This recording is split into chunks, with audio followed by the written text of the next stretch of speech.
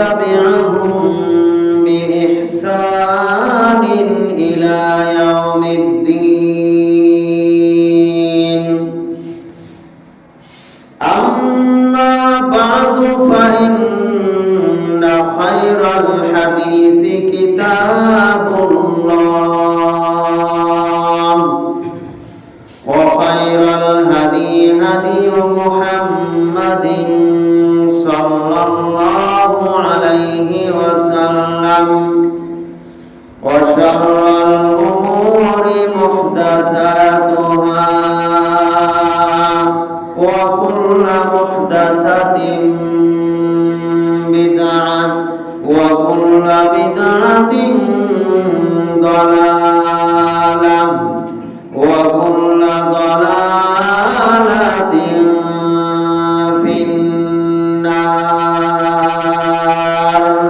أعوذ بالله من الشيطان الرجيم بسم الله الرحمن الرحيم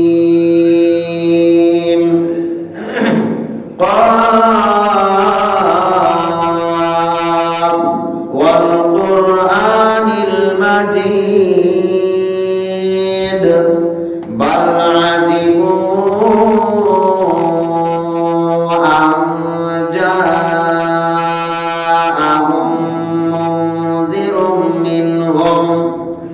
منذر منهم فقال الكافرون هذا شيء عجيب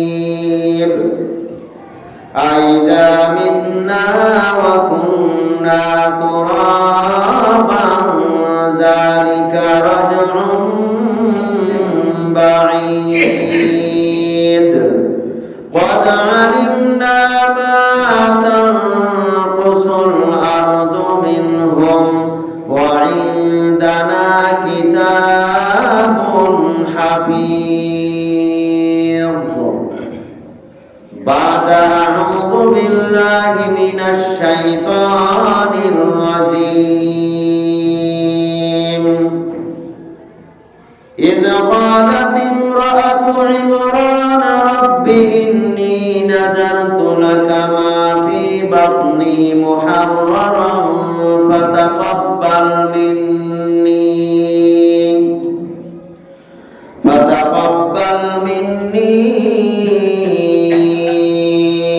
إنك أنت السميع العليم عن أبي هريرة رضي الله تعالى عنه عن النبي صلى الله عليه وسلم قال تنكح المرأة لأربع لمالها ولجمالها ولحسابها ولدينها فاظفر بذات الدين تربت يداك رواه البخاري وعن أبي هريرة رضي الله تعالى عنه عن النبي صلى الله عليه وسلم قال ما من مولود إلا يولد على الفطرة فأبواه يحفدانه أو ينصرانه أو يمجسانه متفق عليه আল্লাহ সুবহানাহু ওয়া তাআলা অশেষ শুকরিয়া যে মহান রব্বুল আলামিন আমাদেরকে যথাসময়ে জুমার সালাত আদায়ের জন্য মসজিদে উপস্থিত হওয়ার তৌফিক দান করেছেন, আমাদের সুস্থতা দান করেছেন। যিনি আমাদের একমাত্র মালিক, আমাদের রিজিক দাতা, বিধানদাতা, সৃষ্টিকর্তা, পালনকর্তা, সারা জাহানের যিনি একমাত্র মালিক, সেই মহান রব্বুল আলামিনের শুকরিয়া আদায় করছি আলহামদুলিল্লাহ। অতঃপর দরুদ ও সালাম বর্ষিত হোক বিশ্ব নবী সাইয়্যিদুল মুরসালিন খাতামান নবীন রাহমাতুল লিল আলামিন নবী মুহাম্মদুর রাসূলুল্লাহ সাল্লাল্লাহু আলাইহি ওয়াসাল্লামের উপর। সম্মানিত উপস্থিতি, আলোচনার বিষয় হচ্ছে শ্রেষ্ঠ সম্পদ অর্জনের জন্য আমাদের করণীয়। শ্রেষ্ঠ সম্পদ কি? এই দুনিয়াতে শ্রেষ্ঠ সম্পদ হচ্ছে দিনদার স্ত্রী, সন্তানাদি। এরা হচ্ছে শ্রেষ্ঠ সম্পদ। স্ত্রীও দিনদার যদি হয় তাহলে শ্রেষ্ঠ সম্পদ। আপনার সন্তানাদি যদি থাকে, তারা যদি দিনদার হয় তাহলে তারা হচ্ছে শ্রেষ্ঠ সম্পদ। দুনিয়া, অর্থ সম্পদ, টাকা পয়সা এগুলি সম্পদে পরিণত হবে তখন যদি এই অর্থ সম্পদ সঠিক কাজে ব্যয় করতে পারেন। তবে এর চাইতেও বেশি শ্রেষ্ঠত্ব আল্লাহ তাআলা দিয়েছেন সন্তানের মাঝে, যদি তাকে দিনদার করে গড়ে তুলতে পারেন। এই জন্য দিনদার সন্তান হিসাবে গড়ে তোলার জন্য আমাদের করণীয়, এই বিষয়ে আলোচনা রাখবো ইনশাআল্লাহ। মা তাওফীকি ইল্লা বিল্লাহ, আলাইহি তাওয়াক্কালতু ওয়া ইলাইহি উনীব। রব্বি ইশরাহ লি সাদরি ওয়া ইয়াসসির লি আমরি ওয়াহলুল উকদাতাম মিন লিসানি ইয়াফকাহু কাওলি। সম্মানিত উপস্থিতি, দিনদার সন্তান হিসাবে নিজের সন্তানকে গড়ে তোলার জন্য নিজের মধ্যে দিন থাকা, নিজের স্ত্রীর মধ্যে দিন থাকা প্রয়োজন। এজন্য অবিবাহিত যারা, তাদের করণীয় হচ্ছে একজন দিনদার নারী নির্বাচন করা। বিবাহিত যারা রয়েছেন, যাদের সন্তানাদি আছে, তাদের জন্য করণীয় হচ্ছে নিজেকে দিনদার, নিজের স্ত্রীকে দিনদার বানানোর জন্য সর্বাত্মক প্রচেষ্টা চালানো এবং সন্তানাদি থাকলে তাদের উপরে অর্পিত দায়িত্ব যথাযথভাবে পালন করা। এজন্য আমাদেরকে পরিকল্পিতভাবে পূর্ব প্রস্তুতিমূলক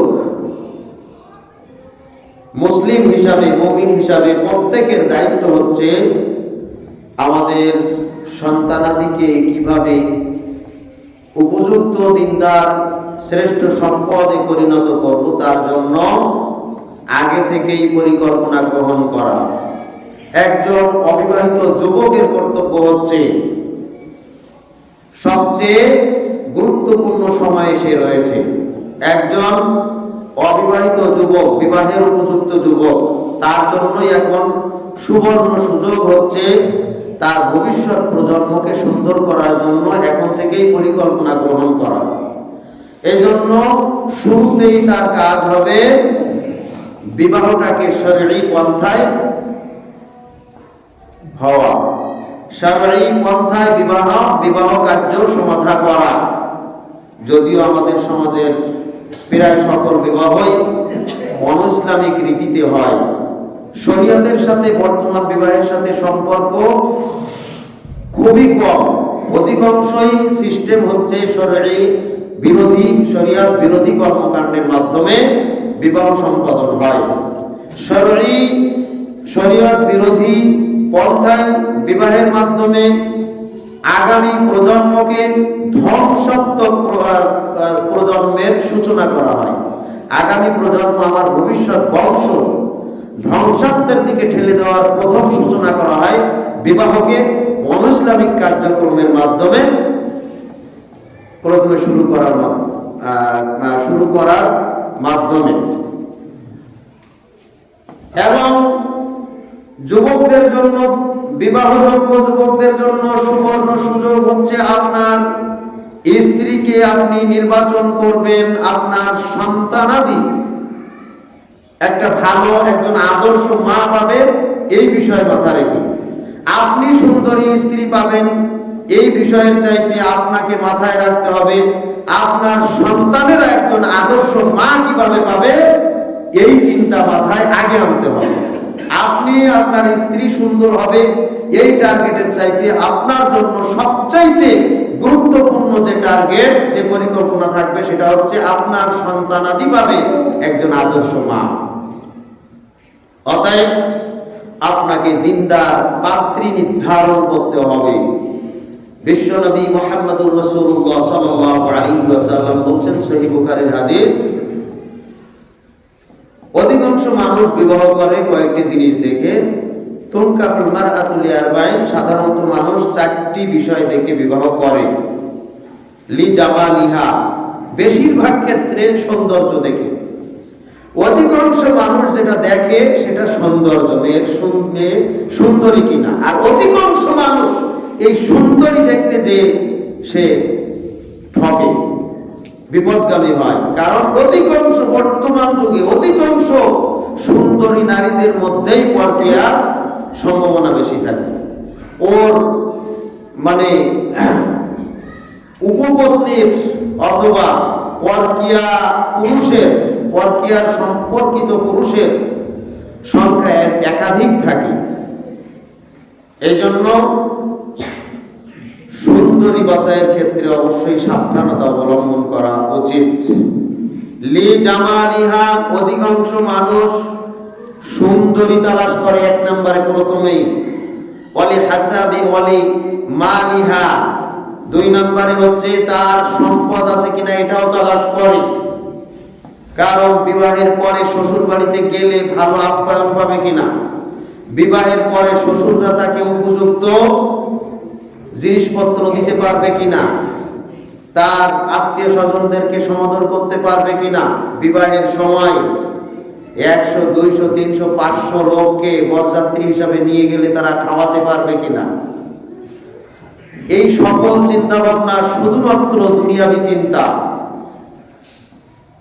এটা করে থাকে মানুষ। ওয়ালি মালিহা, সম্পদ আছে কিনা এটা দেখে।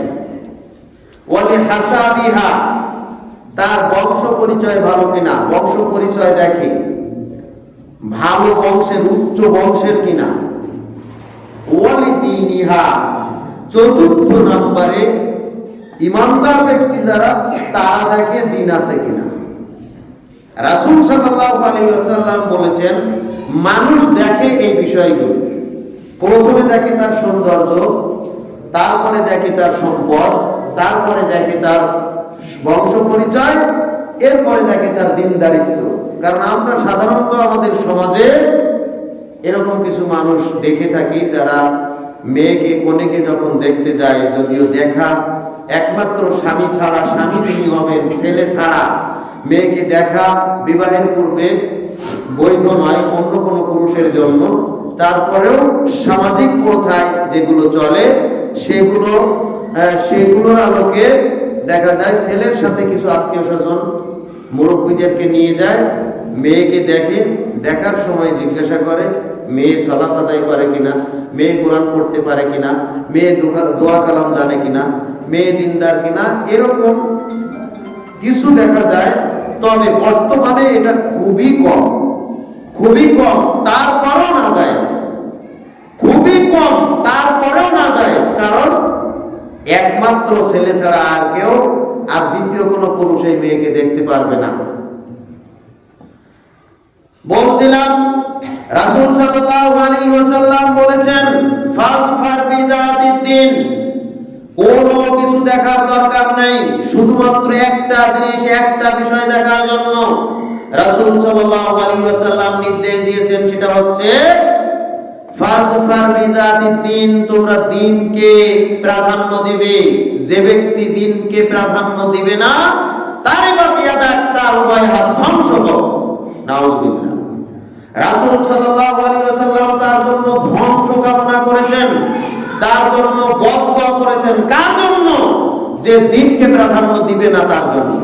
যে শুধু সৌন্দর্য তালাশ করে তাকে আল্লাহ রাসূল বদদোয়া দিয়েছেন, তার ধ্বংস কামনা করেছেন। যে ব্যক্তি দ্বীনকে প্রাধান্য না দিয়ে শুধু মালকে প্রাধান্য দিবে, যে ব্যক্তি দ্বীনকে প্রাধান্য না দিয়ে শুধু বংশ পরিচয়, বংশ মর্যাদাকে প্রাধান্য দিবে, অর্থাৎ দুনিয়াবী বিষয়, দ্বীনকে প্রাধান্য না দিয়ে অন্য কোন বিষয়ে যদি কোনো ব্যক্তি প্রাধান্য দেয়, তাহলে আল্লাহ রাসূল বলেছেন তারই বাতি ইয়াদাক, তার উভয় হাত ধ্বংস হোক, সে ধ্বংস হয়ে যায়, তোমার উভয় হাত ধ্বংস হয়ে যায়। নাউযুবিল্লাহ। তাহলে একজন ইমানদার হিসাবে সর্বপ্রথম করণীয় হচ্ছে তার স্ত্রী নির্ধারণের ক্ষেত্রে দিনদার পাত্রী নির্ধারণ করা। রাসূল সাল্লাল্লাহু আলাইহি ওয়াসাল্লাম বলেছেন, ইন্নাদ দুনিয়া কুল্লুহা মাতা ওয়া খায়রু মাতা'আদ দুনিয়া আল মারআতু সালিহা, নিশ্চয়ই পৃথিবীতে যা কিছু আছে সবকিছুই তোমাদের জন্য সম্পদ এবং সবকিছু তোমাদের জন্য ভোগ্য বস্তু। এইগুলি তোমরা উপভোগ করে থাকো, এই সম্পদগুলি তোমাদের উপভোগের মাধ্যম। ওয়া খায়রু মাতা'আদ দুনিয়াল মারাতুস সালিহা, দুনিয়াতে যত সম্পদ রয়েছে এই সমস্ত সম্পদের মধ্যে সর্বশ্রেষ্ঠ সম্পদ হচ্ছে দিনদার স্ত্রী, দিনদার নারী। সুবহানাল্লাহ।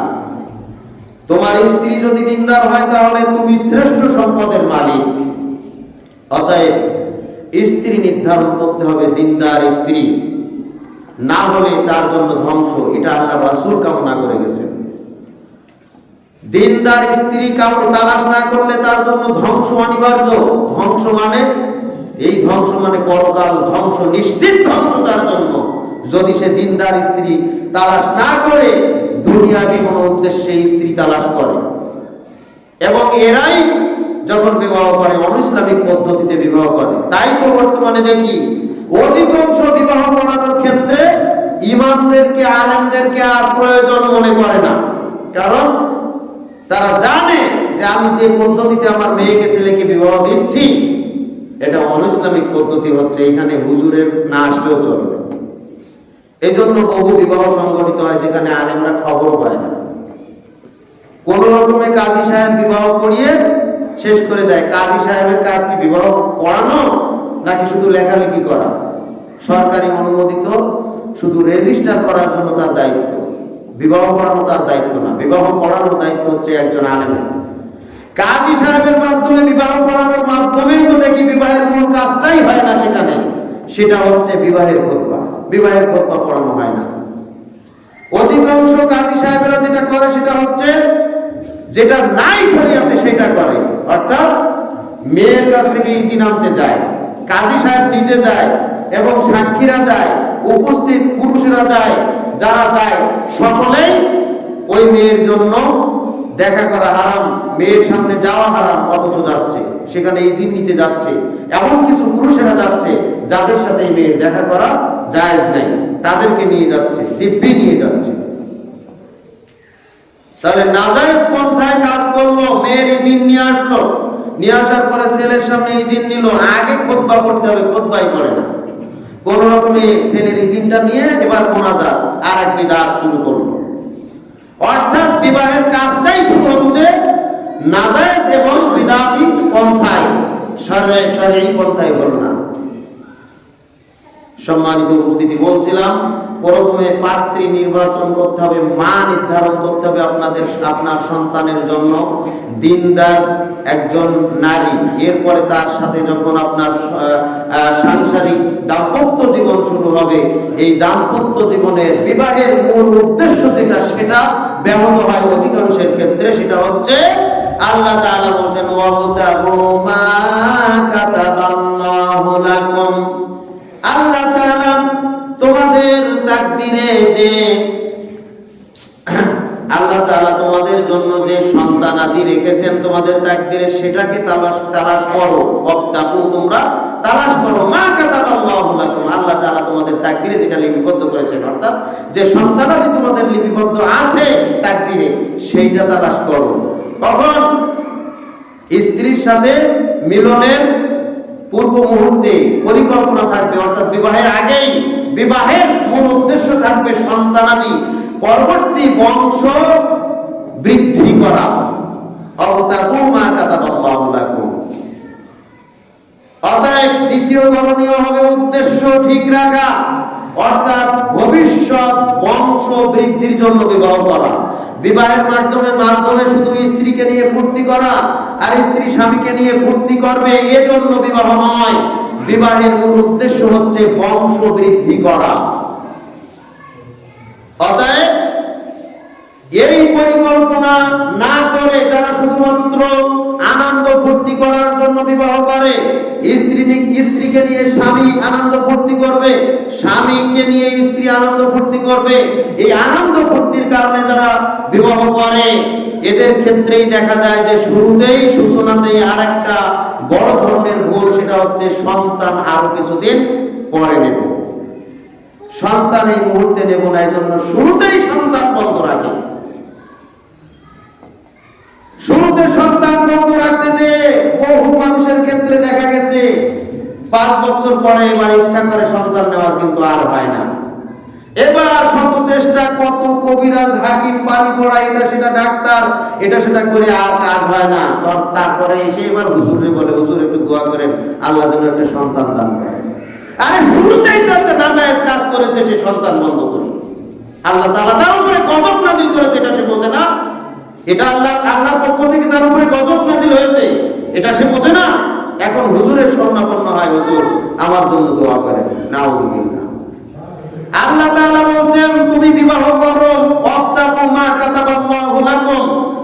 সন্তান তালাশের উদ্দেশ্যে আল্লাহ তাআলা তোমার তাকদীরে যেটা লিপিবদ্ধ করেছে সেটা তালাশের উদ্দেশ্যে বিবাহ করো, সেটা তালাশের উদ্দেশ্যে তুমি তোমার স্ত্রীর সাথে মিলিত হও। অতএব বন্ধ করা, সন্তান বন্ধ করার প্রশ্নই ওঠে না। বরং আল্লাহ তাআলা বলছেন ওয়ালা তাকতুলু আওলাদাকুম খাশিয়াতা ইমলাক, সূরা বনী ইসরাঈল 31 নম্বর আয়াত। তোমরা দারিদ্রতার ভয়ে তোমাদের সন্তানদেরকে হত্যা করো না। দারিদ্রতার ভয়ে সন্তান হত্যা করে কারা? যারা সন্তান আসার আগেই বন্ধ করে রাখে। এটাকেই আল্লাহ তাআলা বলছেন ওয়ালা তাকতুলু আওলাদাকুম খাশিয়াতা ইমলাক, তোমরা তোমাদের সন্তানদেরকে দারিদ্রতার ভয়ে হত্যা করো না। কারণ এ যখন নতুন বিবাহ করেছে সে চিন্তা করে এখন আমি ইনকাম শুরু করিনি, আমি আমার সন্তানাদিকে খাওয়াবো কিভাবে, কি খাওয়াবো। বাপ মা বলে থাকে তুই তোর সন্তানাদিকে কি খাওয়াবি, এই চিন্তায় সে এখন বন্ধ রাখে। নাউযুবিল্লাহ। আল্লাহ তাআলা বলেন নাহনু নারযুকুহুম ওয়া ইয়্যাকুম, হে মানুষেরা তোমরা এই চিন্তা করো না যে তোমরা তাদেরকে খাওয়াচ্ছ, তোমরা তাদেরকে খাওয়াবে, এই চিন্তা যেন তোমার মাথায় না আসে। বরং আমি আল্লাহ তাআলা তাদেরকে খাওয়াই। আমি আল্লাহ তাআলা শুধু তাদেরকে খাওয়াই না, তোমাকেও আমি আল্লাহ তাআলা খাওয়াই। সুবহানাল্লাহ। তোমাকেও খাওয়ার আমি দিচ্ছি, আমি আল্লাহ দিচ্ছি। নাহনু নারযুকুহুম ওয়া ইয়্যাকুম, এই সন্তানাদের খাওয়ানোর দায়িত্ব কার? আল্লাহ তাআলা। এটা মানুষের দায়িত্ব নয়। মানুষের টেনশনেরও কোনো কারণ নাই, মানুষের চিন্তার কোনো বিষয় নাই, কারণ এই সন্তানের খাওয়ানোর মালিক হচ্ছেন স্বয়ং আল্লাহ। সুবহানাল্লাহ। অতএব তোমাকে কে বললো এই চিন্তা করতে, এই টেনশন করতে যে আমার ইনকাম এখন নাই, আমি খাওয়াবো কি? অতএব বন্ধ থাক। কে বলেছে তোমাকে? কে অধিকার দিয়েছে এটা? আল্লাহ তাআলার একটা সিস্টেমকে ভিন্ন দিকে ঘুরিয়ে দিতে কে অধিকার দিয়েছে তোমাকে? এজন্যই তো আল্লাহর গজব কেমনে আসে? আল্লাহর গজব আসে তোমাদের পাপের কারণে। বিয়ে করার মাধ্যমে আল্লাহ সন্তানাদি তালাশ করতে বলেছেন আর তুমি বন্ধ করে বসে আছো। বিশ্বনবী মুহাম্মদুর রাসূলুল্লাহ সাল্লাল্লাহু আলাইহি ওয়াসাল্লাম বলেছেন যে তুমি বিবাহ করো ওই সকল নারীদেরকে, তাদের মাকে দেখো তার মায়ের সন্তানাদি বেশি না কম। যদি বেশি হয় তাহলে তার সন্তানকে বিয়ে করো, যাতে করে মা যদি বেশি সন্তানের অধিকারী হয় তাহলে তার সন্তানাদিও বেশি সন্তান দিবে। সুবহানাল্লাহ। যেই নারী বেশি বেশি সন্তান দিবে এই নারী দেখে দেখে তালাশ করে বিবাহ করো, যাতে করে তোমারও বেশি সন্তান হয় এবং এই বেশি সন্তান নিয়ে কিয়ামতের ময়দানে তোমরা উঠতে পারো। আমি নবী মুহাম্মদ সাল্লাল্লাহু আলাইহি ওয়াসাল্লাম আমার উম্মতের সংখ্যা যেন বেশি হয়, এই উম্মতের সংখ্যার আধিক্যের কারণে আমি যেন গর্ববোধ করতে পারি। সুবহানাল্লাহ। আর আপনি বন্ধ করে রেখেছেন। আল্লাহ তাআলা আল্লাহর রাসূল কি বললেন আর আপনি কি বুঝলেন? এরপরে আপনার স্ত্রীর সাথে যখন মিলিত হচ্ছেন তখন আল্লাহ রাসূল বলেছেন যে তোমরা শয়তানের কাছ থেকে আশ্রয় চাও, তাহলে তোমার সন্তান ভালো হবে। সন্তানের উপরে শয়তান কোনো আক্রমণ করতে পারবে না। এজন্য তুমি পড়ো বিসমিল্লাহি আল্লাহুম্মা জান্নিবনাশ শাইতান ওয়া জান্নিবিশ শাইতানা মা রাযাকতানা। হে আল্লাহ, আমরা যে মিলিত হচ্ছি এই কাজের মধ্য থেকে শয়তান থেকে আমাদেরকে হেফাজত করো। শয়তান থেকে আমাদের দুইজনকে হেফাজত করো এবং আমাদের মাধ্যমে যে রিজিক আসবে তাকেও তুমি শয়তান থেকে হেফাজত করো। ওয়াজান্নিবিশ শাইতানা মা রাযাকতানা, আমাদের জন্য যে রিজিক দান করবে তাকেও শয়তান থেকে হেফাজত করো। আচ্ছা, রিজিক বলতে কি বোঝাচ্ছেন? রিজিক মানে কি? রিজিক মানে কি বোঝানো হয়েছে? রাসূল বলেছেন এটাই তোমাদের রিজিক, সন্তান হচ্ছে তোমার রিজিক। ওয়াজান্নিবিশ শাইতানা মা রাযাকতানা, হে আল্লাহ আমাদেরকে যে রিজিক দান করবে তাকেও শয়তানের হাত থেকে রক্ষা করো। এই রিজিক বলতে কি বোঝানো হয়েছে? সন্তান। আমাদের মাধ্যমে যে সন্তান আসবে তাকেও শয়তান থেকে হেফাজত করো। তাহলে সন্তানই হচ্ছে রিজিক, আর আপনি মনে করছেন সন্তানই আপনার বিপদের মাধ্যম। আল্লাহ রাসূল বলেছেন সন্তানই হচ্ছে তোমার রিজিক। তোমার এখন রিজিক নাই, এখন ইনকাম কম, সন্তান বেশি হবে, তোমার রিজিক আল্লাহই বাড়িয়ে দিবে, কারণ সন্তানই হচ্ছে রিজিক। কে বলেছেন? আল্লাহ রাসূল বলেছেন সন্তানই হচ্ছে রিজিক। এজন্য দোয়ার মাধ্যমে রিজিক শব্দ ব্যবহার করা হয়েছে ওয়াজান্নিবিশ শাইতানা মা রাযাকতানা। আল্লাহ আমাদেরকে যে রিজিক দান করবে তাকেও শয়তানের হাত থেকে রক্ষা করো। অর্থাৎ সন্তান হচ্ছে রিজিকের মাধ্যম। আপনাকে কে বলেছে সন্তান বেশি হলে রিজিক কমে যায়? নাউযুবিল্লাহ। অতএব এই সমস্ত অপসংস্কৃতি, কুসংস্কৃতি, বিধর্মীদের দেখানো তরিকা পদ্ধতি, ইহুদি নাসারাদের দেখানো তরিকা পদ্ধতি কোনো মুসলমান গ্রহণ করতে পারে না, সম্পূর্ণ হারাম। এই সমস্ত হারাম পন্থা পরিত্যাগ করে তওবা করে ফিরে আসতে হবে মুসলমানদেরকে, এবং মুসলমানদের বংশ বিস্তার বৃদ্ধি করতে হবে। এটাই হচ্ছে আল্লাহ তাআলার বিধান, আল্লাহ তাআলার দ্বীনের বিধান। সম্মানিত উপস্থিতি, তাহলে এভাবেই স্বামী স্ত্রীর মিলনের মাধ্যমে যে সন্তান আসবে সেই সন্তানকে আল্লাহ তাআলা শয়তানের হাত থেকে হেফাজত করবেন এবং তাকে সুসন্তান হিসাবে আল্লাহ তাআলা কবুল করবেন। 4 নম্বর করণীয়, সন্তান ভূমিষ্ঠ হওয়ার পূর্বেই এই সকল কাজ করবে স্বামী স্ত্রী। 4 নম্বর করণীয় হচ্ছে বেশি বেশি সৎ সন্তান কামনা করতে হবে। যে সৎ সন্তান কামনা করতে হবে, শুধু সন্তান কামনা করলে হবে না। সন্তান নাই, সন্তান চাচ্ছেন, সন্তান যদি আল্লাহর কাছে চান যে আল্লাহ তুমি আমাকে একটা সন্তান দাও, আল্লাহ তুমি আমাকে একটা ছেলে দাও, আল্লাহ তাআলা তুমি আমাকে একটা মেয়ে দাও, আল্লাহ তাআলা যদি এই দোয়া কবুল করেন আর ঐশীর মতো একটা মেয়ে দেন, এরশাদ শিকদারের মতো একটা ছেলে দেন, তাহলে এই সন্তান দিয়ে আপনি কখনো শান্তি পাবেন? দুনিয়া এবং আখিরাত কি বরবাদ হবে না? অতএব সন্তান চাওয়া যাবে না। কি চাইতে হবে? ইব্রাহিম আলাইহিস সালাম আল্লাহর কাছে চেয়েছেন রব্বি হাবলি মিনাস সালিহিন, হে আল্লাহ তুমি আমাকে একজন সৎ সন্তান দান করো, নেক সন্তান দান করো। সুবহানাল্লাহ। সৎ সন্তান চাইতে হবে, মানে দিনদার সন্তান যেন হয় এরকম সন্তান কামনা করতে হবে। শুধু সন্তান চাওয়া যাবে না। শুধু সন্তান চাইলে সেই সন্তান যদি বদ সন্তান হয় তাহলে এই সন্তানের চাইতে নিঃসন্তান থাকা আপনার অনেক ভালো। বদ সন্তানের আপনার কোনো প্রয়োজন নাই, কারণ এই বদ সন্তান আপনি তার জন্য যা কিছু করবেন, যত পরিশ্রম, যত অর্থ সম্পদ অর্জন করবেন, রেখে যাবেন, এই সন্তান ওই সম্পদ দিয়ে আপনাকে জাহান্নামে নিয়ে যাবে। জাহান্নামে তো নিবেই, আরো জাহান্নামে যেয়ে বলবে রব্বানা আরিনাল লাযাইনি আযাল্লানা মিনাল জিন্নি ওয়াল ইনস নাজআলহুমা তাহতা আকদামিনা লিয়াকুনা মিনাল আসফালিন। হে আমার রব, হে আমার আল্লাহ, তুমি আমাদেরকে দেখিয়ে দাও ওই সমস্ত ব্যক্তিদেরকে, জিন এবং মানুষের মধ্য থেকে যারা আমাদেরকে আজকের গোমরাহি করেছে, জাহান্নামমুখী করেছে, আমাদেরকে জাহান্নামে ঠেলে দিয়েছে, ওই বাবা মাকেও আমাকে দেখাও।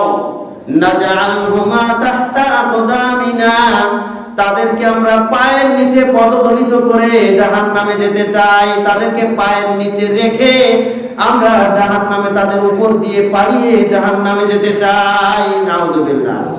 যাতে করে তারা আমাদের চাইতে বেশি লাঞ্ছিত, বেশি অপমানিত হয়। এটা বদ সন্তানেরা করবে। এজন্য সন্তান কামনা করতে হবে, নেক সন্তান। সম্মানিত উপস্থিতি, নেক সন্তান বেশি বেশি আল্লাহর কাছে চাইতে হবে। এই জাকারিয়া আলাইহিস সালাতু ওয়াস সালাম আল্লাহর কাছে দোয়া করে বলেছেন রব্বি হাবলি মিন লাদুনকা যুররিয়াতান তাইয়্যিবা, হে আল্লাহ তুমি আমাকে উত্তম বংশধর দান করো, উত্তম সন্তান, নেক সন্তান। আল্লাহ তাআলা ইমানদারদের বৈশিষ্ট্য বর্ণনা করতে যে বলছেন, ইমানদারেরা আল্লাহর কাছে দোয়া করে বলে, সূরা ফুরকানের ৭৪ নম্বর আয়াত, রব্বানা হাব লানা মিন আজওয়াজিনা ওয়া যুররিয়াতিনা কুররাতা আয়ুনিন ওয়াজআলনা লিল মুত্তাকিনা ইমামা। এটা হচ্ছে ইমানদারদের বৈশিষ্ট্য। তারা আল্লাহর কাছে যখন দোয়া করে তখন কি বলে, রব্বানা, হে আমাদের রব, হাব লানা, তুমি আমাদেরকে দান করো, আজওয়াজিনা, এমন স্ত্রী, ওয়া যুররিয়াতিনা, এবং এমন সন্তানাদি তুমি আমাদেরকে দান করো, কুররাতা আয়ুনিন, যাদেরকে দেখলে আমার অন্তর শীতল হয়ে যায়, সুবহানাল্লাহ, ওয়াজআলনা লিল মুত্তাকিনা ইমামা, এবং তুমি আমাদেরকে বানাও মুত্তাকিদের নেতা। মুত্তাকি মানে আমার স্ত্রী মুত্তাকি হবে, আমার সন্তানাদি মুত্তাকি হবে, আর আমি স্ত্রী সন্তানের দায়িত্বশীল মানে তাদের নেতা, আমি মুত্তাকি নেতা হব। এই তৌফিক তুমি আল্লাহ আমাকে দান করো। অর্থাৎ সন্তান স্ত্রী যেন দিনদার হয়, এজন্য আল্লাহর কাছে বেশি বেশি দোয়া করতে হবে। সম্মানিত উপস্থিতি, তাহলে প্রথমেই যদি গলদ হয় তাহলে কি হবে? একটা বিরাট বড় ফ্যাক্টরি আছে, এমন একটা ফ্যাক্টরি যেই ফ্যাক্টরির মধ্যে গম যদি দেওয়া হয় তাহলে একবারে চানাচুর হয়ে বের হয়ে আসবে। অর্থাৎ গম আটা তৈরি হবে, আটা এবার খামির হবে, খামির হয়ে চিকন হবে, চিকন হয়ে একবারে তেলে ভাজা হয়ে যাবে, ভাজা হয়ে একবারে চানাচুর হয়ে বের হবে। এরকম একটা মেশিন তৈরি হয়েছে, বড় মেশিন। কিন্তু ভাগ্যক্রমে গমের যে বস্তা ছিল, এই বস্তার উপরে কখন যে কেরাসিন পড়েছে এইটা মালিক জানে না। কর্মচারীরা কি করেছে, ওই কেরাসিন মিশ্রিত গমের বস্তা নিয়ে ফ্যাক্টরিতে ঢেলেছে। এই ফ্যাক্টরির মধ্য থেকে সমস্ত প্রসেসিং শেষ করে যখন চানাচুর হয়ে বের হয়ে আসলো, বলেন তো চানাচুরের মধ্যে কেরাসিনের গন্ধ থাকার সম্ভাবনা আছে না নাই? অবশ্যই আছে। কেরাসিনের গন্ধ চানাচুরের মধ্যে থাকবে, কারণ শুরুতেই তো কেরাসিন মাখানো আছে এই গমের মধ্যে। বস্তার উপরে কখন কেরাসিন পড়েছে এটা খেয়াল করে নাই। অর্থাৎ ফ্যাক্টরি কোনো সমস্যা না, প্রথম যে মাল ছিল ওই মালটা ভালো হতে হবে, পিওর হতে হবে। এজন্য নূহ আলাইহিস সালাম যখন তার জাতির উপরে অত্যন্ত পেরেশান হয়ে গেলেন, ক্ষিপ্ত হয়ে গেলেন, যেই জাতিকে ৯৫০ বছর দাওয়াত দিয়েছিলেন, ৯৫০ বছর যখন এই জাতি তার উপরে শুধু অত্যাচার আর অত্যাচার চালিয়ে গেল, সর্বশেষ আল্লাহ তাআলার কাছে নূহ আলাইহিস সালাম অভিযোগ করে বললেন, ওয়াকালা নূহুর রাব্বি লা তাদার আলাল আরদি মিনাল কাফিরিনা দাইয়ারা। হে আমার রব, আমার এই জাতি এতই সীমা লঙ্ঘন করেছে যে তুমি তাদেরকে আর ছেড়ে দিও না, আর ছেড়ে দিও না, এদেরকে ধ্বংস করে দাও, এদেরকে গজব দিয়ে দাও। নাউযুবিল্লাহ। লা তাদার আলাল আরদি মিনাল কাফিরিনা দাইয়ারা, একজন কাফেরকে আল্লাহ তুমি আর ছেড়ে দিও না, তাকে ধ্বংস করে দাও। একজন কাফেরকেও তুমি ছেড়ে দিও না।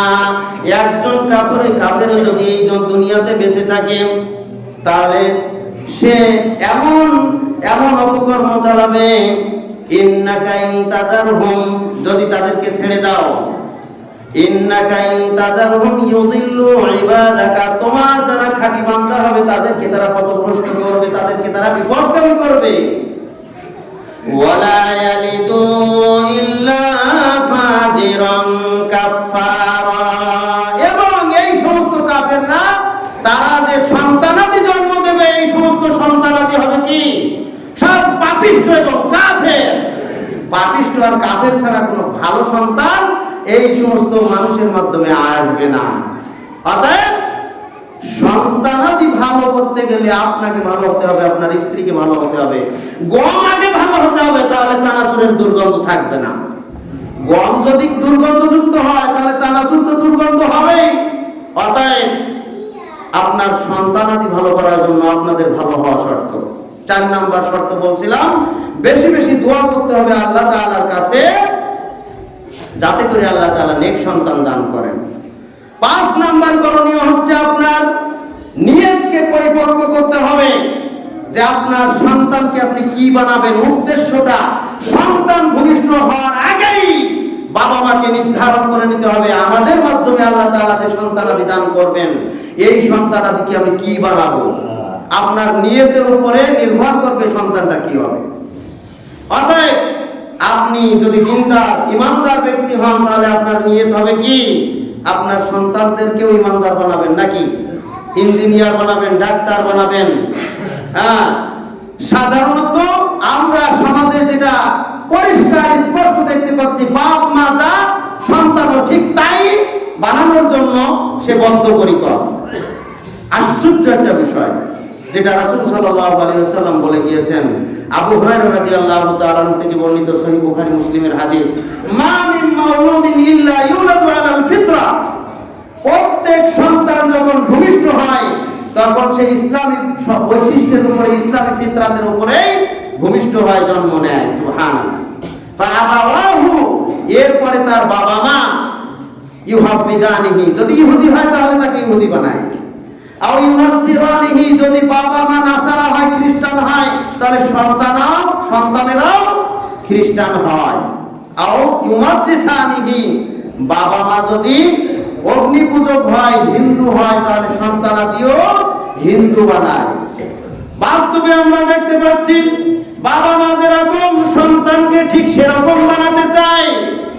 এজন্য আমরা যখন লেখাপড়ার ক্ষেত্রে একটু নজর দেই, তখন দেখি এই বাঘাটা থেকে সেই একেবারে নরসিংদী শহর কাদের মোল্লা স্কুল পর্যন্ত নিয়ে যায় মা, সন্তানকে নিয়ে সেখানে সারাদিন বসে থাকে। বসে থেকে সেখানে স্কুল শেষ হইলে আবার সাথে করে নিয়ে আসে। এখান থেকে যায় পলাশ, ঘোড়াশাল, সেই মানে 15-20 কিলোমিটার দূরে মা সন্তানকে নিয়ে যায়। নিয়ে যেয়ে ওই স্কুলে পড়ায়, স্কুলে পড়িয়ে সারাদিন বসে থাকে। সারাদিন বসে থেকে আবার স্কুল ছুটি হলে তাকে সাথে করে নিয়ে আসে। মা কত পরিশ্রম করে, মা কত ত্যাগ করে, কিন্তু বলেন তো এই যে শিক্ষা দিচ্ছে এবং যে শিক্ষার জন্য যে সময় দিচ্ছে, এক কানা করে মূল্য সে পরকালে পাবে কিনা?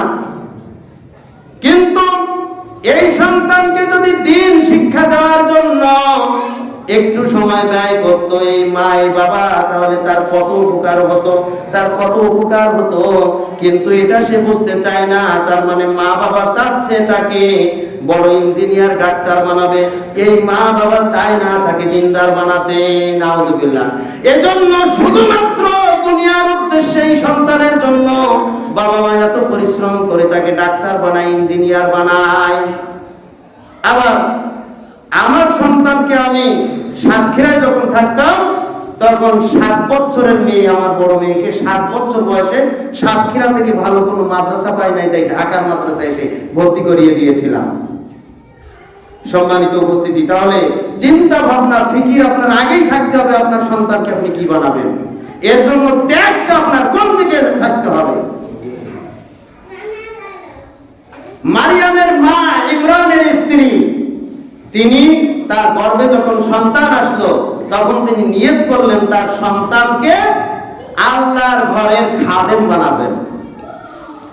এজন্য তিনি আল্লাহর কাছে দোয়া করতে লাগলেন। ইয ক্বালাত ইমরাতু ইমরান রাব্বি ইন্নী নাযারতু লাকা মা ফি বাতনি মুহাররারান ফাতাকাব্বাল মিন্নী ইন্নাকা আনতাস সামিউল আলীম। আর স্মরণ করো যখন ইমরানের স্ত্রী, মারিয়ামের মা ইমরানের স্ত্রী যখন গর্ভবতী হলেন, ইয ক্বালাত ইমরাতু ইমরান রাব্বি, তখন তিনি বললেন, হে আমার রব, ইন্নী নাযারতু লাকা মা ফি বাতনি মুহাররারান, আমার গর্ভে যে সন্তান আছে, আমার পেটে যে সন্তান আছে, সেটা একেবারে মুক্ত ভাবে আল্লাহ তোমার জন্য উৎসর্গ করে দিলাম। তোমার এই ঘরের খাদেম হবে, তোমার জন্য আমার এই সন্তানকে একেবারে উৎসর্গ করে দিলাম। এই সন্তান আল্লাহ আমার সন্তান নয়, হে আল্লাহ এটা তোমারই সন্তান, তোমার দ্বীনের জন্য আমি এখন থেকে নিয়ত করলাম এটা যেন তোমার দ্বীনের খাদেম হয়। সুবহানাল্লাহ। ফাতাকাব্বাল মিন্নি, সুতরাং আল্লাহ তুমি আমার পক্ষ থেকে আমার সন্তানকে তোমার জন্য, তোমার দ্বীনের জন্য কবুল করে নাও। ইন্নাকা আনতাস সামিউল আলিম, নিশ্চয়ই তুমি সর্বশ্রোতা মহাজ্ঞানী। আল্লাহ তুমি আমার এই সন্তানকে কবুলে মঞ্জুর করে নাও তোমার খাদেম হিসাবে, তোমার ঘরের রক্ষক হিসাবে, খাদেম হিসাবে। এভাবে দোয়া করতে লাগলেন। তাহলে এর থেকে শিক্ষা কি? একজন দিনদার নারী সে তার গর্ভে সন্তান থাকা অবস্থায় আল্লাহর কাছে ওয়াদাবদ্ধ হবে, আল্লাহ আমার গর্ভে যে সন্তান আছে এই সন্তানকে আল্লাহ তোমার জন্য উৎসর্গ করলাম, তুমি তাকে দিনদার হিসাবে কবুল করে নিও এবং তাকে সন্তান হিসাবে, সুসন্তান হিসাবে, নেক সন্তান হিসাবে কবুল করো। এটা প্রত্যেক মুসলিম নারীদের দায়িত্ব। এটা প্রত্যেক মুসলিম নারীরা এই কামনা করবে, তার সন্তান যখন তার গর্ভে থাকবে তখনই সে আল্লাহর কাছে এই দোয়া করবে। আমাদের মা বোনেরা তো সিরিয়াল নিয়ে ব্যস্ত থাকে, টিভি সিডি আর মোবাইল নিয়ে ব্যস্ত থাকে। যেই নারী আল্লাহর দ্বীনকে বাদ দিয়ে, কোরআন পড়া বাদ দিয়ে, দ্বীনের চর্চা বাদ দিয়ে এই সমস্ত আউল ফাউল ফালতু জিনিস নিয়ে সময় অতিবাহিত করবে, বিশেষ করে যখন তার গর্ভে সন্তান থাকবে, এই সন্তান কখনো দিনদার সন্তান হবে না। অতএব সাবধান মা বোনেরা, আপনার গর্ভে যখন সন্তান থাকবে তখন আপনার দিনদারিত্ব বেশি, দিনদারিত্ব আপনার ভিতরে বেশি থাকতে হবে।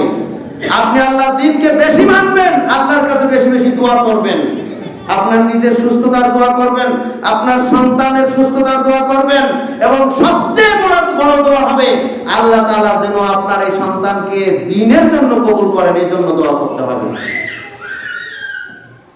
ইমরানের স্ত্রী তাই বললেন, কিন্তু ভাগ্যের কি পরিহাস, ভাগ্যের কি খেলা, সন্তান হলো কিন্তু সন্তানটা হয়েছে কন্যা সন্তান। তার মানে বোঝা গেল ইমরানের স্ত্রী চেয়েছিল তার গর্ভে যে সন্তান আছে এটা যেন পুত্র সন্তান হয়, তাহলে এই বাইতুল মুকাদ্দাসের খাদেম হিসাবে তাকে কাজে লাগানো যাবে। কিন্তু ফালাম্মা ওয়াদাতাহা ক্বালাত রাব্বি ইন্নী ওয়াদাতুহা উনসা, যখন সন্তান ভূমিষ্ঠ হলো, ভূমিষ্ঠ হওয়ার পরে দেখা গেল সন্তান পুত্র সন্তান হয় নাই, বরং কন্যা সন্তান হয়েছে। কন্যা সন্তান দেখে এবার মারিয়ামের মা ইমরানের স্ত্রী চিন্তিত হয়ে গেলেন এবং আল্লাহর কাছে দোয়া করে বললেন, আল্লাহর কাছে দোয়া করলেন যে ইন্নী ওয়াদাতুহা উনসা, আল্লাহ আমি তো একটা কন্যা সন্তান প্রসব করেছি। তাহলে বোঝা গেল কি যে পুত্র সন্তান কামনা করা যায়, পুত্র সন্তান চাওয়া যায়, এবং অধিকাংশ মানুষের ক্ষেত্রে এটাই আমরা দেখতে পাই যে তারা পুত্র সন্তান চায়, কিন্তু পুত্র সন্তান যদি না দেয় আল্লাহ, তাহলে কি অসন্তুষ্ট হওয়া যাবে? মারিয়ামের মা ইমরানের স্ত্রী অসন্তুষ্ট হননি, কিন্তু তার মনে হচ্ছে, তিনি মনে করছেন যে আমার নিয়ত তো পূর্ণ হলো না, কারণ আমি আল্লাহর কাছে চেয়েছি বাইতুল মুকাদ্দাসের খাদেম হবে আমার এই সন্তান, কিন্তু কন্যা সন্তান হয়েছে, এই সন্তান কিভাবে বাইতুল মুকাদ্দাসের খেদমত করবে? আল্লাহ তাআলা মারিয়ামকে জানিয়ে দিলেন, আল্লাহু আ'লামু বিমা ওয়াদাত, হে মারিয়াম তোমার বলার কোনো প্রয়োজন নাই, কারণ আল্লাহ তাআলা নিজেই সবচেয়ে ভালো জানেন তিনি কি সন্তান দিয়েছেন, কারণ সন্তান দেওয়ার মালিক কে? আল্লাহ নিজেই দিয়েছেন কন্যা সন্তান। আল্লাহর কাছে আর বলতে হবে না যে আমার কন্যা সন্তান হয়েছে। আল্লাহু আ'লামু বিমা ওয়াদাত ওয়া লাইসা যাকারু কাল উনসা, তবে হে মারিয়াম তুমি শুনে রাখো, ওয়া লাইসা যাকারু কাল উনসা, বহু পুত্র সন্তান রয়েছে, এই কন্যা সন্তানের মতো না। এই কন্যা সন্তানের মর্যাদা একটু ব্যতিক্রম, এই কন্যা সন্তানের পাওয়ার একটু ব্যতিক্রম, এই কন্যা সন্তানের মর্যাদা আল্লাহ তাআলার কাছে অনেক বেশি। সুবহানাল্লাহ। সুতরাং পুত্র হলো না কন্যা হলো এই নিয়ে তোমার চিন্তার কোনো কারণ নাই। তুমি যে উদ্দেশ্যে সন্তান প্রসব করেছো আমি আল্লাহ সেটাকে কবুল করে নিয়েছি, আমি আল্লাহ তাআলা সেটাকে গ্রহণ করে নিয়েছি। সুবহানাল্লাহ। ওয়াল্লাহু আ'লামু বিমা ওয়াদাত ওয়া লাইসা যাকারু কাল উনসা ওয়া ইন্নী সাম্মাইতুহা মারইয়াম। আমি তার নামকরণ করলাম মারিয়াম। ওয়া ইন্নী উঈদুহা বিকা ওয়া যুররিয়াতাহা মিনাশ শাইতানির রাজীম। আর আমি আল্লাহ তাকে হেফাজত করলাম, তোমাকেও হেফাজত করেছি এবং তোমার সন্তানকেও হেফাজত করলাম শয়তানের ওয়াসওয়াসা থেকে, শয়তান থেকে। সুবহানাল্লাহ। শয়তান থেকে যে সন্তানকে আল্লাহ তাআলা শুরুতেই হেফাজত করেন, নিশ্চিতভাবে সে সন্তান হচ্ছে একজন সুসন্তান। সুবহানাল্লাহ। অতএব তোমার চিন্তার কোনো কারণ নাই। ইন্নী উঈদুহা বিকা ওয়া যুররিয়াতাহা, আমি তোমাকে এবং তোমার বংশধর, তোমার এই সন্তানকে শয়তান বিতাড়িত শয়তান থেকে হেফাজত করলাম, রক্ষা করলাম। ফাতাকাব্বালাহা রাব্বুহা বিকবুলিন হাসানিন ওয়া আনবাতাহা নাবাতান হাসানা। ফাতাকাব্বালাহা রাব্বুহা, আল্লাহ তাআলা এই সন্তানকে গ্রহণ করলেন, বিকবুলিন হাসানিন, উত্তম ভাবে গ্রহণ করলেন। সুবহানাল্লাহ। এই সন্তানকে উত্তম ভাবে লালন পালনের ব্যবস্থা করলেন। ওয়াকাফালাহা জাকারিয়া, এবং তাকে লালন পালনের ভার দিলেন জাকারিয়া আলাইহিস সালামের কাছে। সম্মানিত উপস্থিতি, সময় শেষ। আমি বলতে চাচ্ছি যে মারিয়ামের মায়ের ইচ্ছা, এই দোয়া ছিল কোন সময়? যখন মারিয়াম গর্ভে ছিলেন। এরপরে কন্যা সন্তান যখন হলো তখন তিনি একটু চিন্তিত হয়ে পড়লেন, কিন্তু আল্লাহ তাআলা জানিয়ে দিলেন, তোমার কন্যা সন্তান হোক আর পুত্র সন্তান হোক কোনো সমস্যা নেই, সন্তান যদি নেক সন্তান হয় তাহলে তুমি হচ্ছ শ্রেষ্ঠ সম্পদের অধিকারী। সুবহানাল্লাহ। কারণ আল্লাহ তাআলা নিজেই সন্তান দেওয়ার মালিক। আল্লাহ তাআলা বলছেন, ইয়াহাবু লিমান ইয়াশাউ ইনাতান ওয়া ইয়াহাবু লিমান ইয়াশাউ যুকুর আও ইউযাব্বিজুহুম যুকরানান ওয়া ইনাথা। আল্লাহ তাআলা যাকে ইচ্ছা কন্যা সন্তান দান করেন, যাকে ইচ্ছা পুত্র সন্তান দান করেন। আও ইউযাব্বিজুহুম যুকরানান ওয়া ইনাথা, আবার আল্লাহ তাআলা যাকে চান কন্যা এবং পুত্র দুই সন্তানই তাকে দান করেন। সুবহানাল্লাহ। আও ইয়াজআলু মান ইয়াশাউ আকিমা, অথবা আল্লাহ তাআলা যদি চান তাহলে কাউকে নিঃসন্তান করে বন্ধা করে রাখেন। এটা আল্লাহ তাআলার ইচ্ছা। সুতরাং তোমার কন্যা সন্তান হয়েছে, এটাই তোমার জন্য যথেষ্ট। পুত্র সন্তানের আশার প্রয়োজন নাই। এই কন্যা সন্তানের মধ্যে এমন কিছু গুণ দেওয়া হবে যে গুণগুলি বহু পুত্র সন্তানের মধ্যে, বহু পুরুষের মধ্যে নাই। বহু পুরুষের চাইতে এই কন্যার মধ্যে আল্লাহ তাআলা কিছু শ্রেষ্ঠত্ব মর্যাদা দিয়েছেন। সুবহানাল্লাহ। অতএব কোন ব্যক্তির যদি দিনদার একটা সন্তান ভূমিষ্ঠ হয়, সে কন্যা হোক আর পুত্র হোক, এই সন্তান তার কল্যাণ, তার দুনিয়া এবং আখিরাতের কল্যাণের মাধ্যম, এবং সেটাই সে শ্রেষ্ঠ সম্পদ হিসাবে পেয়ে গেল। সুবহানাল্লাহ। বলছিলাম শ্রেষ্ঠ সম্পদ কিভাবে অর্জন করব। আমরা একটা সন্তান ভূমিষ্ঠের পূর্বের যে করণীয়গুলো, সেগুলো আজকের আলোচনা করার সুযোগ পেয়েছি। আগামী জুমাতে ইনশাআল্লাহ সন্তান ভূমিষ্ঠের পরের করণীয়গুলো নিয়ে আলোচনা করব। আল্লাহ সুবহানাহু ওয়া তাআলা আমাদের প্রত্যেককে এই শ্রেষ্ঠ সম্পদের মালিক হওয়ার তৌফিক দান করুন।